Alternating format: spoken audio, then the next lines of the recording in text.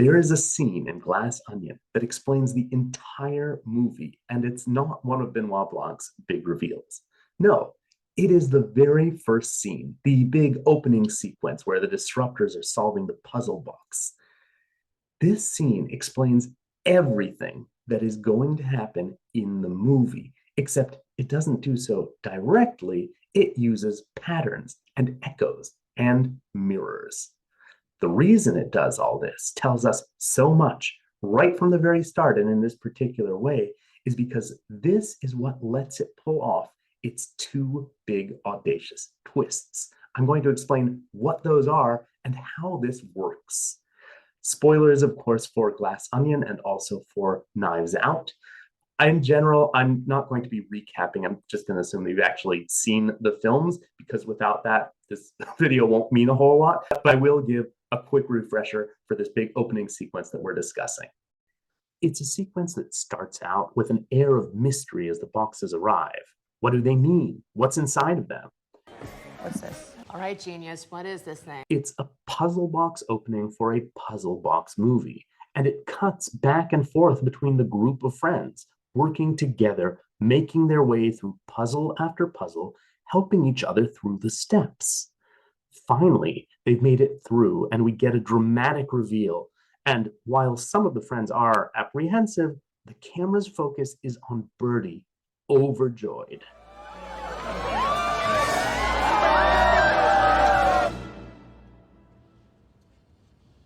And then we get this. Helen Brand, alone in a dark garage, in a bathrobe. She's got a box too. She's not happy about it. And where the friends make their way through the puzzles, Helen does this.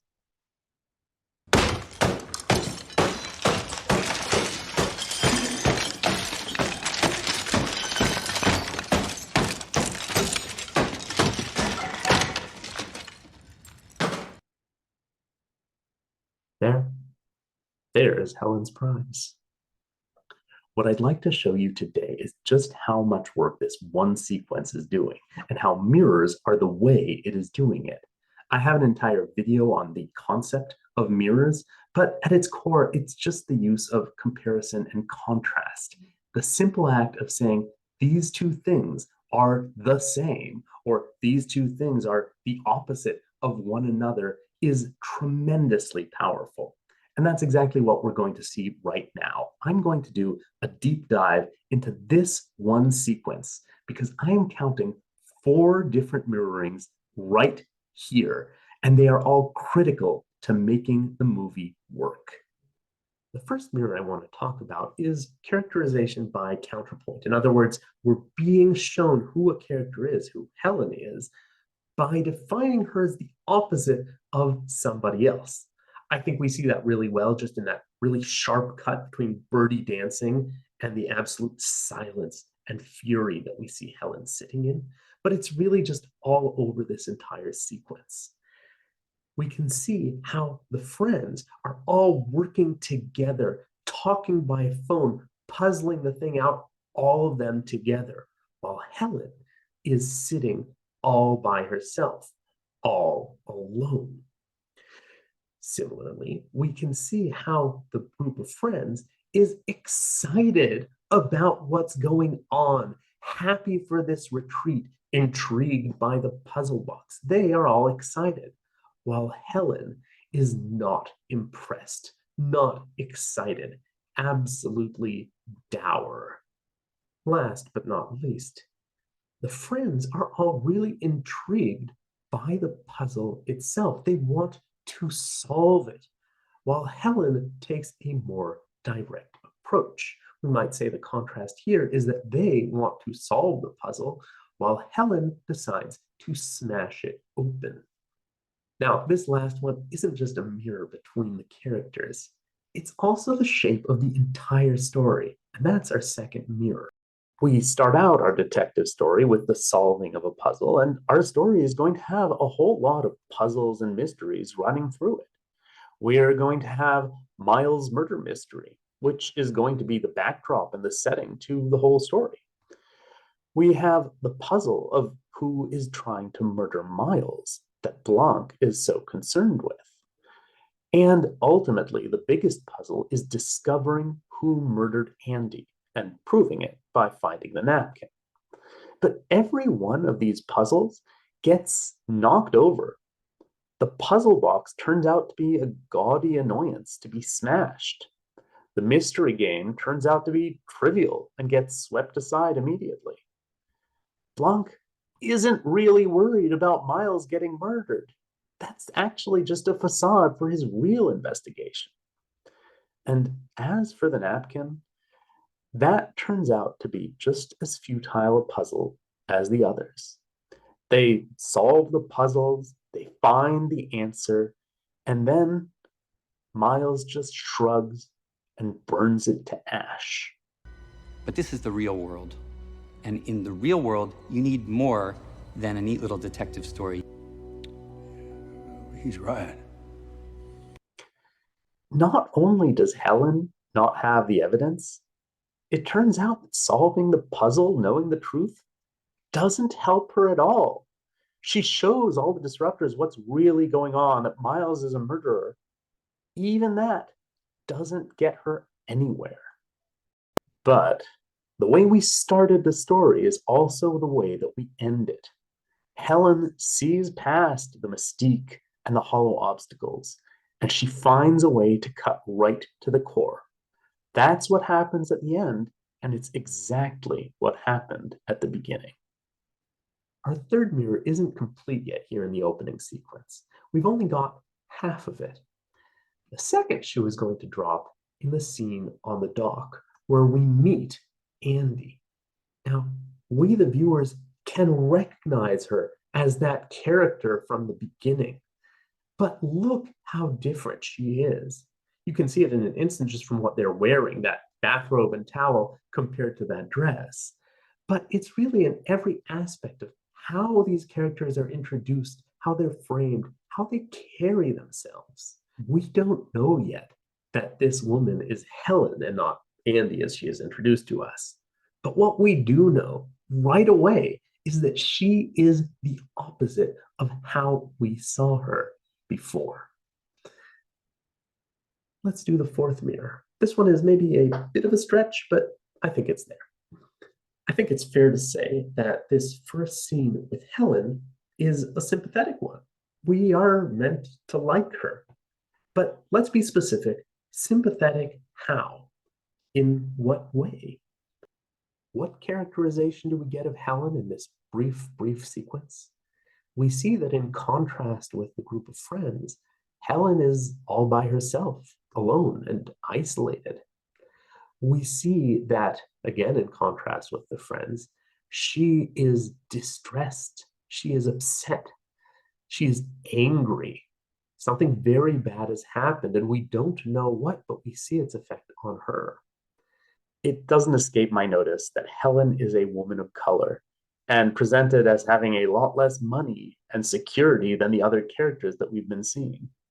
And this whole scene is her putting up with their nonsense, being pulled into their idea of fun and games, which she clearly does not share. So she's a character that we are meeting as being imposed upon. Well, does that remind us of anybody?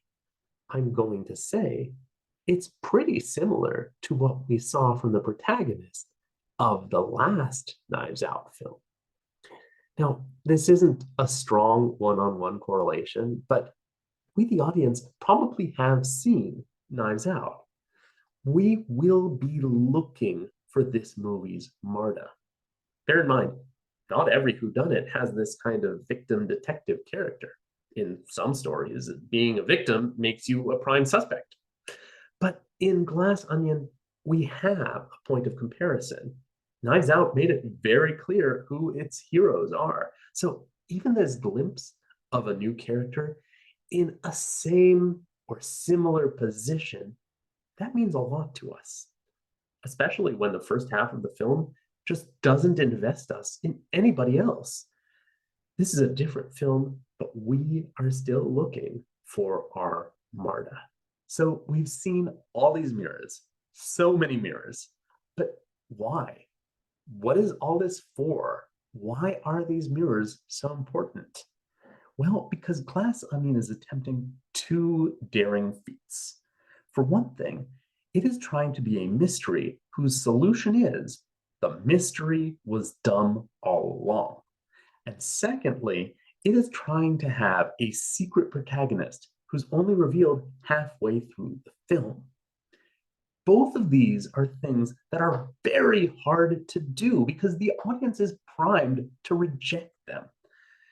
The mystery was actually dumb can easily feel like a rug pull, like a cop out. It feels like an excuse for the mystery to be subpar. And having a secret protagonist requires our sympathy to ramp up out of nowhere, to care suddenly and immediately and against previous momentum. Both of these are structured as twists, as surprises. So, in order to pull them off, you have to fake the audience out. You can't say what's really happening. You can't give us hints that tell us what is going on. But at the moment of the reveal, you do need that complete, instantaneous buy in.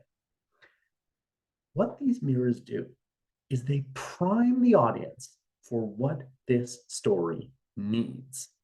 The story wants to set up the rejection of the puzzle as the story's climax. So, right from the start, it puts into our mind that rejecting the puzzle, seeing past it, is actually smarter and more satisfying than solving it. And the story wants this utter immediate sympathy for Helen as a protagonist, but it can't tell us that she's there. It can't tell us who she is. So, how do they do that? So, they draw her as being, first of all, the opposite of these cartoonish disruptors who the movie spends so much time mocking and making fun of. And it also makes her sympathetic by association. Even those small hints of how similar she appears, even just for a moment, to Marta, who we are already so engaged with, who we have already found so sympathetic, gives us a kind of sympathy by association. We understand that this character is going to play that role, even if that has not been justified to us yet. And the movie also prepares us for this big reveal of Helen's character by the stark contrast between the first and second glimpses of her. As soon as we see Andy on the dock, we know that there is another layer to her, even without knowing what it is or what it means. And that makes the reveal be both a surprise, but also not really a surprise. So, in summary, this opening sequence explains the entire movie. It tells us how the movie's going to end. It tells us about the secret protagonist, and it gets us to like her already. It gives us all of the twists that the movie is about to. The reason that it does all this is not in order to be cute or clever or smarter than the viewer. It does this in order to solve some very real and substantial story problems, and it uses mirrors in order to do that. What it's doing is preparing the way for what's going to come later, for all of the things that are going to be crucially important, but also kind of difficult to swallow. So, what it does is it conveys all of this information and all of these expectations, but without telling us directly. Instead of telling us through plot and concrete detail, instead, it appeals to resonance and to pattern. And they are establishing our expectations, which lets you get people on board with much more unusual things because you've told them how to interpret it, how to follow along. So, if in your own work you're having trouble signaling what is important, what readers should be paying attention to, or getting them on board with something a little unusual, you can see if a mirror can solve your problem too. That's all for today. If you've enjoyed this and haven't seen my video on writing with mirrors, that is full of great examples just like this one.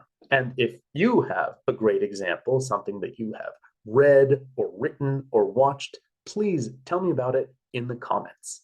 You can find all of my Storycraft videos here on my YouTube channel and lots of great non-video material at my website, zeevwitties.com, including an essay on finding the mice quotient in Knives Out. I'll be back in a few days with another new video. I'll see you then.